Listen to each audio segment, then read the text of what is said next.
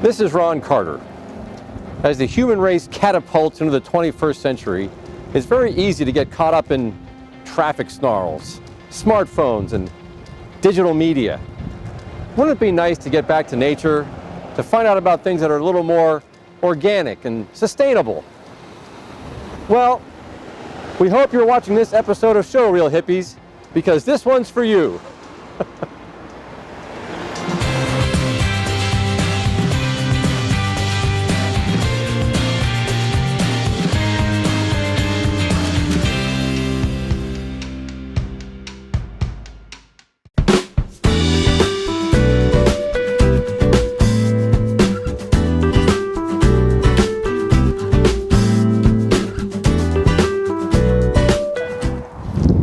If you really want to get back to nature, I encourage you to take about a half-hour drive north of Cranberry Township, just off of Interstate 79, make a quick turn on West Park Road, and you'll see an alpaca farm called West Park Alpacas, right here in Slippery Rock.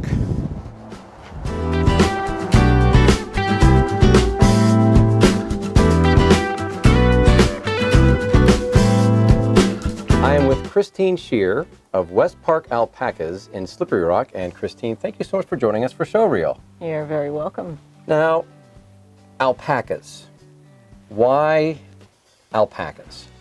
Okay, it started with something as simple as this. I went to a street fair and saw a teddy bear and had never heard of an alpaca before, and went to the farm where they had the alpacas, and my husband heard about a tax incentive. And it was all over from there.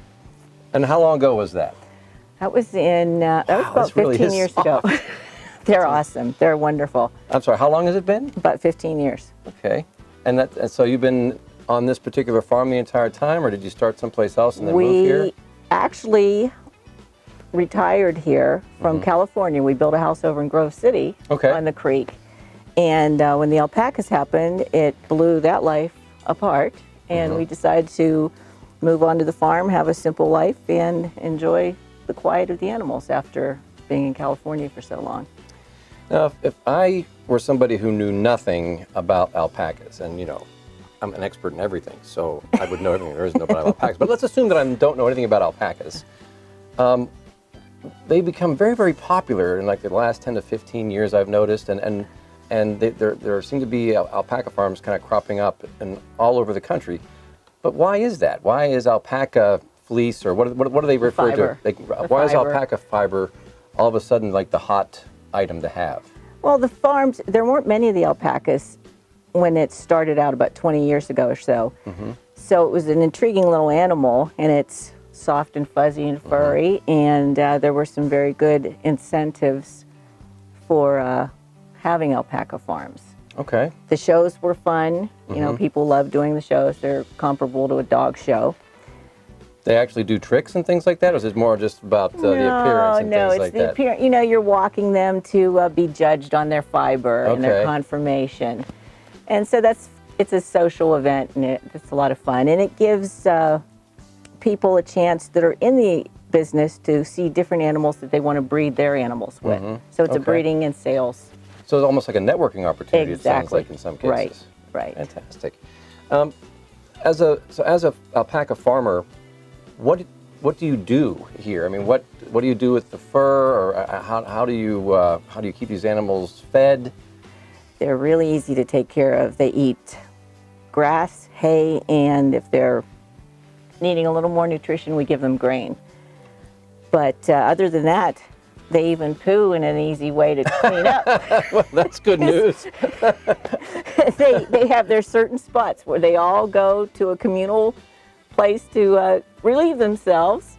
So you're going to just a few places in the field to clean it up.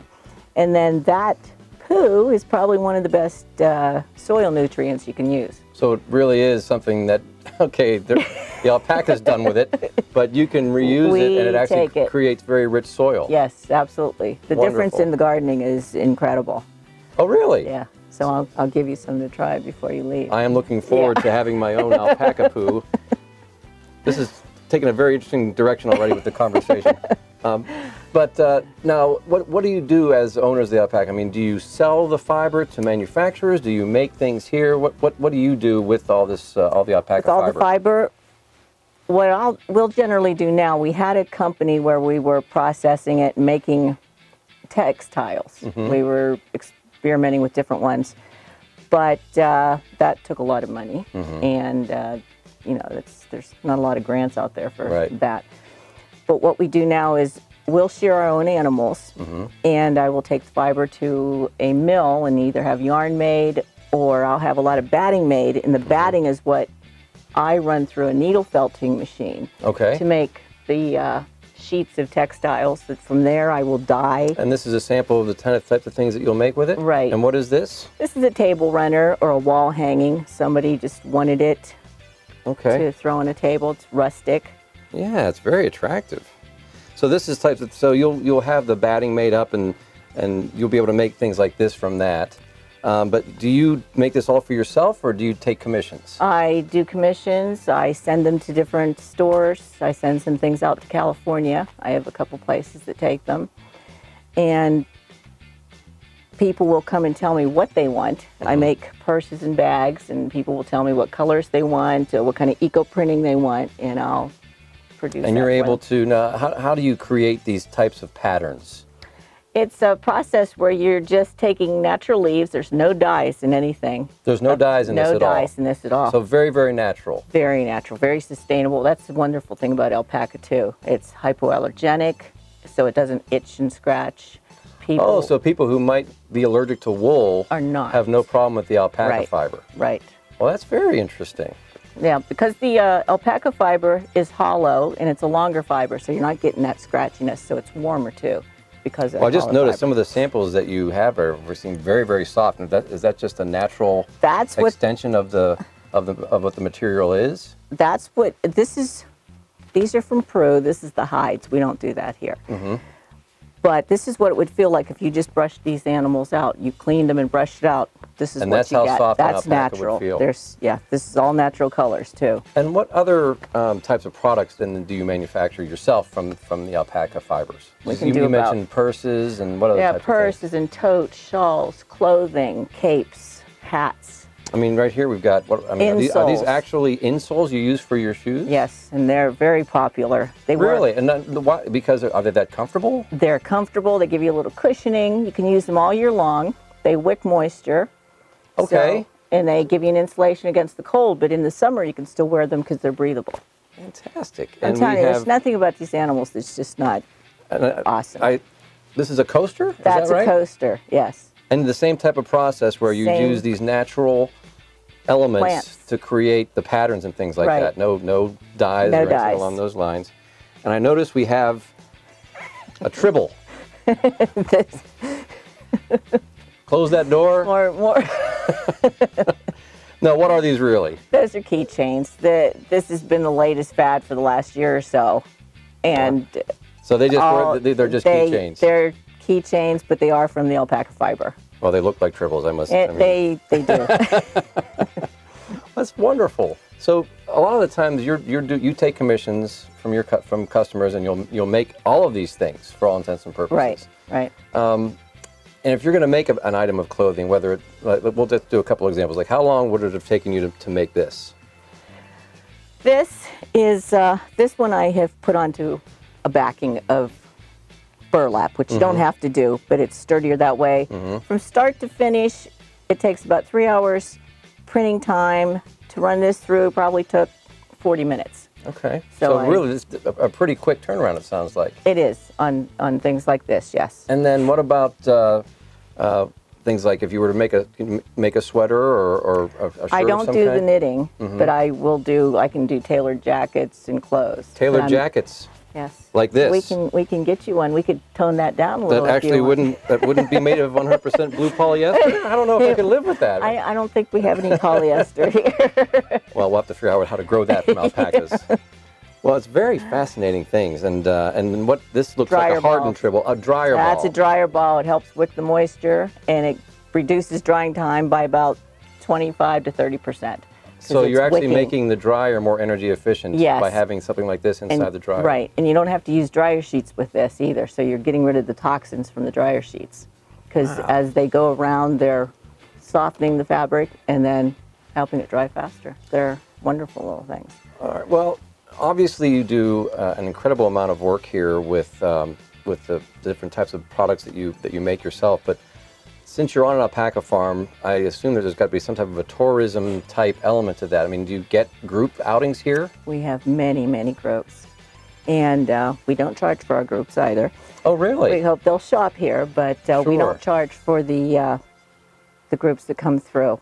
And we've had from a tour from 5 people to 100. Wow. And then on our farm days, we've probably had over 400 to 500 people visiting. So what happens on a farm day? Is that kind of like an open house for the It is. It's an open house. They can go out. Well, we always let people into our pasture. That's something a lot of alpaca farms don't do, but we let people come and go by themselves into the pasture. Wander out into the pasture and just mingle with the alpacas. Yes, and they love graham crackers, so I hope you brought some of your graham crackers. That's great. Yeah, that way they get to experience the animal without being watched over, so you get a whole different feeling. And I assume that then the alpacas are tame enough that you aren't concerned about any type of mauling. They won't. No, they're not going to do anything. The worst they can do is if you frighten them like a horse, they'll kick out at you, which really hurts. But that's about it. They don't bite. They only have teeth on the bottom, so they're. And what kind of groups do you get out here? I mean, is it a whole variety of demographics? We have school groups, we have senior citizens, we have many special needs groups that come through, which were really exciting. Just seeing the difference between the front door and when they're leaving again, they're just ecstatic to work with the animals. Well, that's exciting to have the special needs groups. We actually have a cafe now that's being operated by people, by students with the Seneca Valley Special Education Program. So they actually run the cafe from 8 till noon, and so they do a great job. They do a great job, and they love to work. I have a cousin who's special needs. He makes hangers 10 hours a day, and it's the best thing he ever did. He loves it. So wonderful. I love having them here.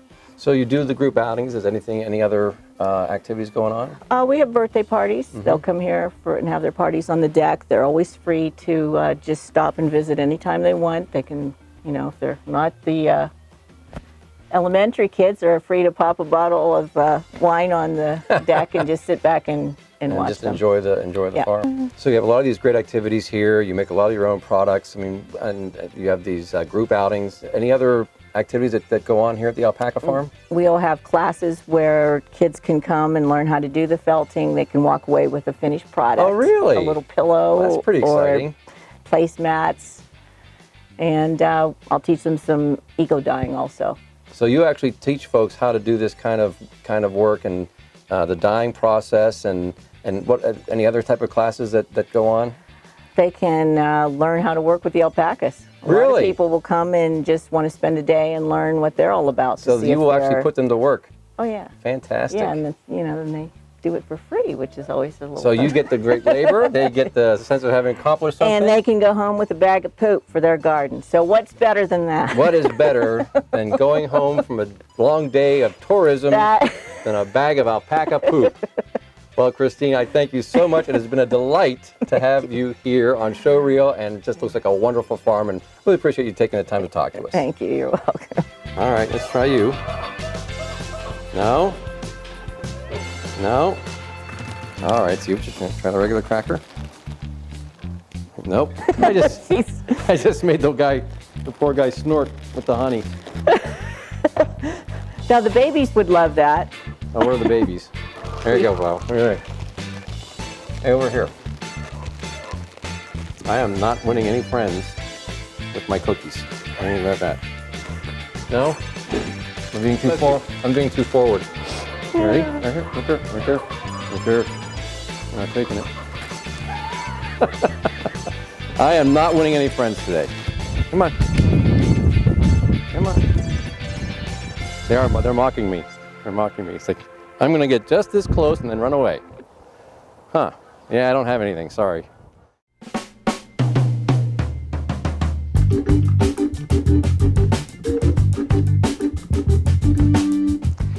After visiting an alpaca farm and learning about the growing demand for the fleece of these absolutely delightful creatures, you might be asking yourself, well, what's the next step?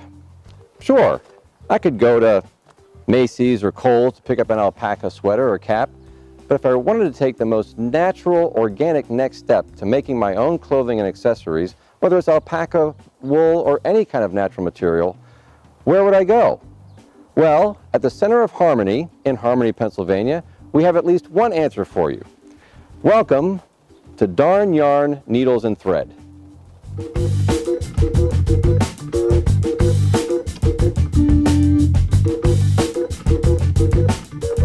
I am with Lisa Crack, the owner of Darn Yarn, Needles, and Threads here in Harmony. And Lisa, thank you for joining us for Show Reel. Thank you. Now, Darn Yarn, Needles, and Thread, is it that difficult that you have to be cursing right out the gate? No, it's just fun to say. It is fun to say, isn't it?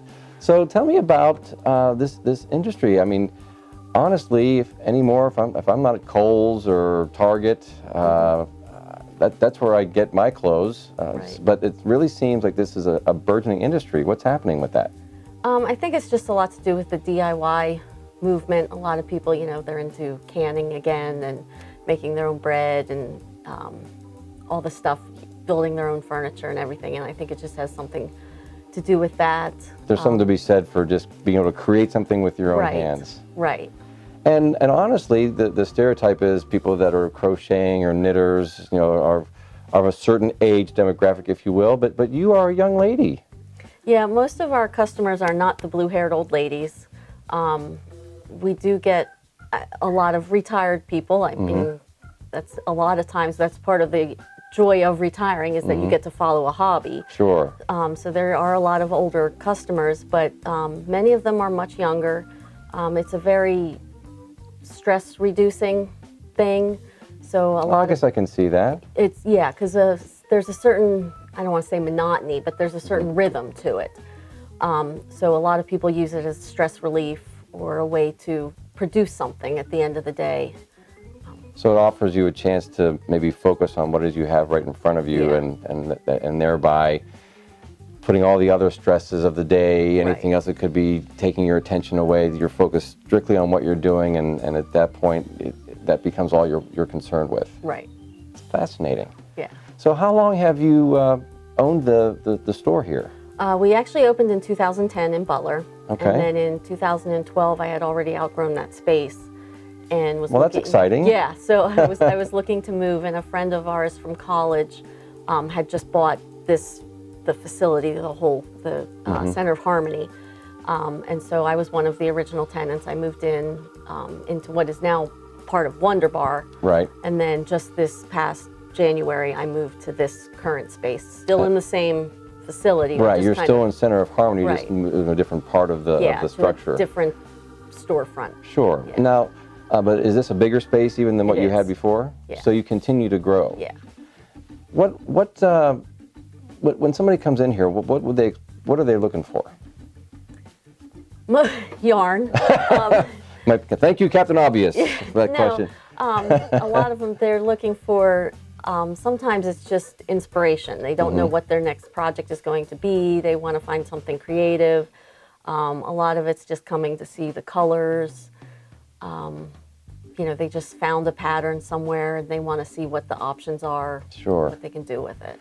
And do you get a lot of walk-up traffic, or is this people that you are our destination and people want to come to see you specifically? Both. I actually, just yesterday, had a lady, I didn't even know this was possible. She has an alert on her phone when she's traveling. It'll ping when she's near a yarn shop. Wow. So yeah, so she was traveling on the interstate. I know. The interwebs are amazing. Okay. But yeah, so she was traveling on the interstate, and since we're just right off of 79, it let her know we were right here. And you weren't even aware that this was something that was going on? I'm not very technologically advanced. So what kind of projects, I mean, tell me about what is it you're wearing. I understand you made that yourself. I did. So this, actually, my sweater started as what's behind you, as roving.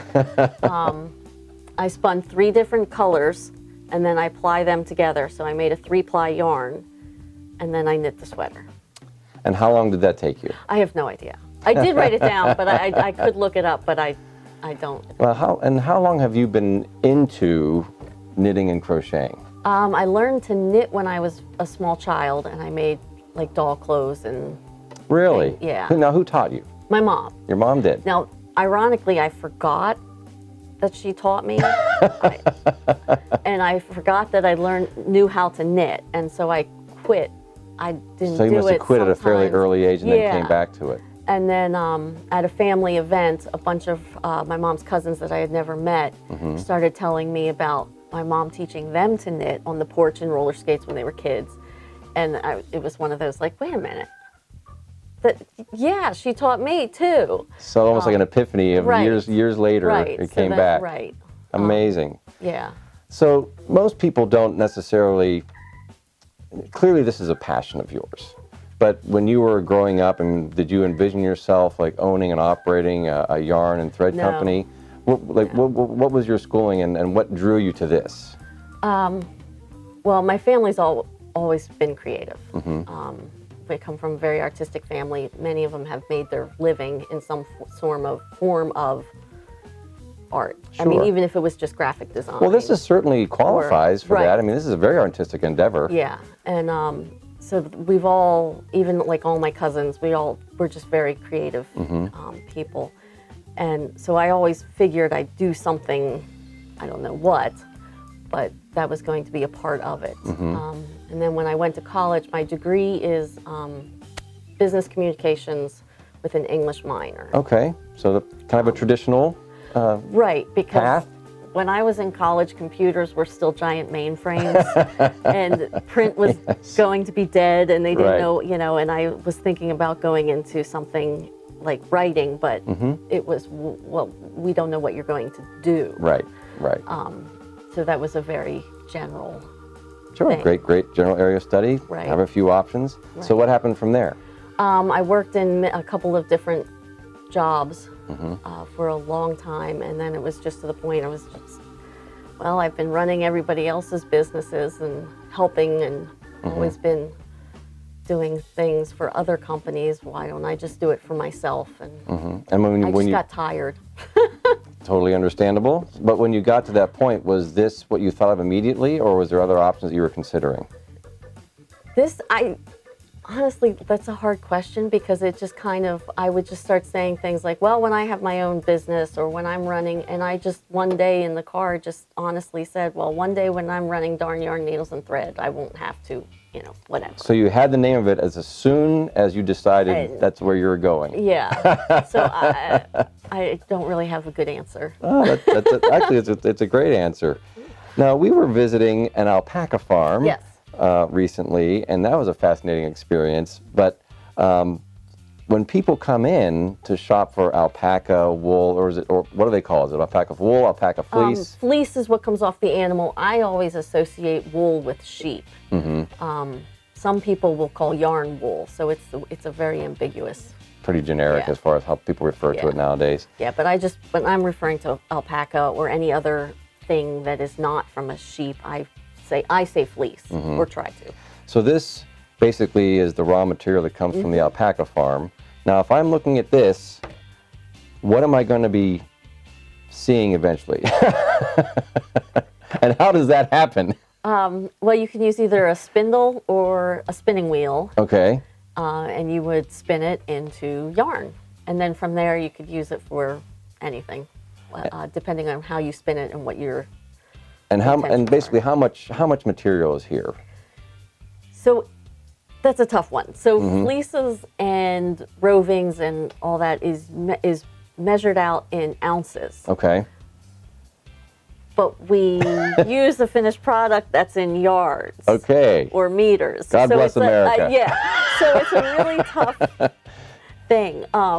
So the smart aleck answer is you get 4 ounces of yarn. Okay. And when I'll say, so what's 4 ounces of yarn going to get me? Right. So depending on how you spin it, generally I tend to spin the same because I use the same weight of yarn frequently, and so I tend to spin the same way or end up with the same type of yarn. Okay. I usually, with about 4 ounces, end up with about 200 yards. Okay.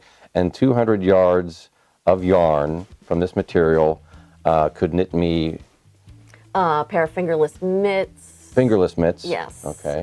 Hats. Have to buy more for full fingers. Right. Okay, so fingerless They're mitts. very popular because you can text with them. That's true. But I don't have That's a very smartphone, true. so I don't have that problem. So fingerless mitts. Fingerless mitts, a hat or a scarf. Many people, their fiber festivals are very popular, so a lot of the spinners will purchase a lot more, or they'll buy a whole fleece and then process it themselves. Pretty much this and everything behind you is already processed and ready to go. Many spinners will buy a whole fleece that's just been sheared right off the animal and wash it, prep it, and spin it themselves. Okay. So when they do that, they can usually end up with a larger item. And clearly this is about as organic as you can get in terms of where you get the materials from and how you manufacture it and how you put it together. So when you're going from the alpaca farm to this material here, the only thing I can possibly think of that might be artificial is how you color it. So is there a natural versus a chemical process to coloring, and then how much of that do you sell here versus, let's say, the organic materials? There are, and it just depends on the company. There are also, because you do have to wash the fiber before you spin it, so there are also less caustic soaps that they use and scouring products and the dyeing process. It just depends on the company. Wow, it's really amazing stuff. There's a lot. Now this is obviously a retail establishment, but what else do you do here besides just sell the yarn? Do you have activities or events? We do. We have classes, and they're everything from learning to knit and learning to crochet. We have weaving classes, spinning classes, the spinning wheels. We have a spinning loft that's upstairs, and we have the roving for that. Needle felting is also very popular. Oh, that sounds interesting. So it's basically, my best description is either sculpting or painting with wool. Wow. You can use alpaca too, but it has to be an animal product. Cotton doesn't work, or polyester. That is very, very exciting. So, so if you're going to be, if I want to find out more about Darn Yarn Needles and Thread, the interwebs are a wonderful thing, as we discovered. So how do I find out, get more information about your space? We are online. I have a website. It's darnyarnneedlesandthread.com.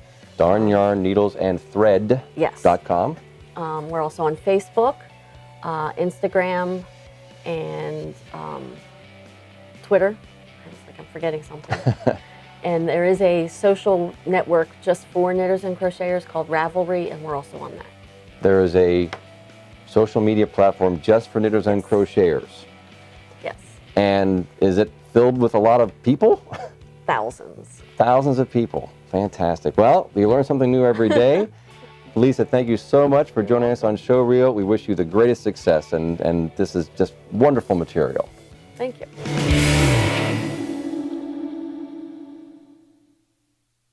So even in these hectic modern times, at least in Butler County, Pennsylvania, we've discovered that there are plenty of ways to get back to nature. I may even consider giving up my 100% polyester jacket. Nah.